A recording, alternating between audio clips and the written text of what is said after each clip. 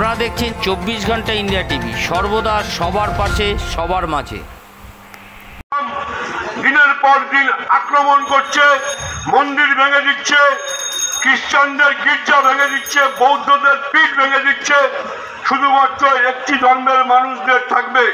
ঠিক যেভাবে আমাদের ভারতবর্ষে আরএসএস সারা দেশ জুড়ে মুসলিমদের হত্যা করার মধ্যে দিয়ে এই সংখ্যাগুরু মৌলবাদের দাপট আমাদের দেশে বজায় রাখছে।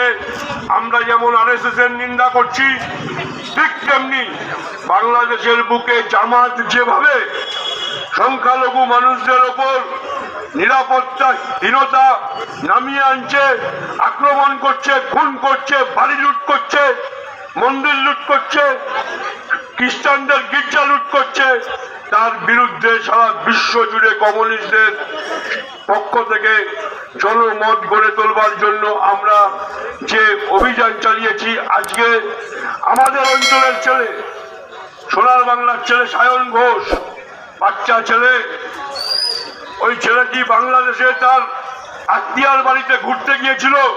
তার ভিসা ছিল, পাসপোর্ট ছিল, সব ছিল। আত্মীয়ার বাড়িতে ঘুরতে গিয়ে যখন সে বাজারে গেছে, তাকে জিজ্ঞাসা করা হয়েছে তুমি কোথায় থাকো? সে বলেছে আমি ভারতীয়। আর তোমার ধর্ম কি? সে বলেছে হিন্দু। জামাতের উচ্ছৃঙ্খল সাম্প্রদায়িক শক্তির অতি বুড়া তাকে মারধর করেছে, মাথা ফাটিয়ে দিয়েছে, তাকে ছুরিকাঘাত করেছে, তার টাকা পয়সা সমস্ত কিছু কেড়ে নেওয়া হয়েছে। সায়ন যখন সেখানকার সমস্ত 3টে পুলিশ স্টেশনে গেছে, পুলিশ স্টেশনগুলো বলছিল আমার এখতিয়ারে এটা পড়ে না।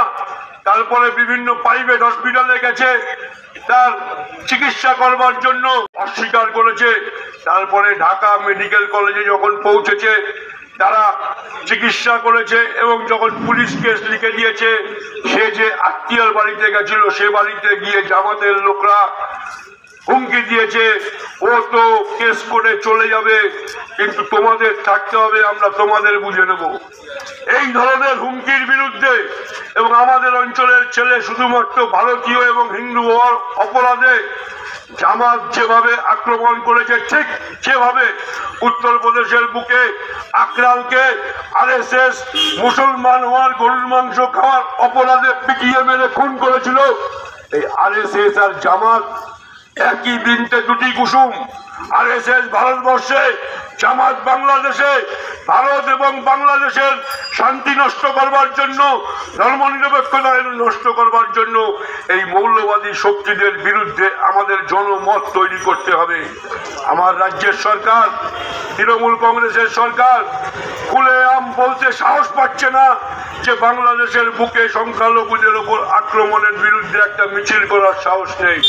আর বিজেপি উস্কানিমূলক কথা বলছে, কিন্তু পাড়ায় নেমে মানুষকে সংগঠিত করা এবং আরএসএস এবং মৌলবাদী জামাত, এই দুটো মৌলবাদের বিরুদ্ধে কথা বলার শক্তি না বিজেপির আছে, না তৃণমূল কংগ্রেসের আছে।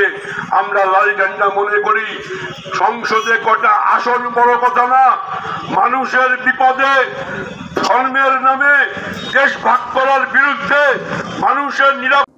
আজ এ পর্যন্ত। সঙ্গে রাখুন 24 ঘন্টা ইন্ডিয়া টিভি। দেখতে থাকুন সব জেলার সব খবর সবার আগে 24 ঘন্টা ইন্ডিয়া টিভির পর্দায়। নমস্কার।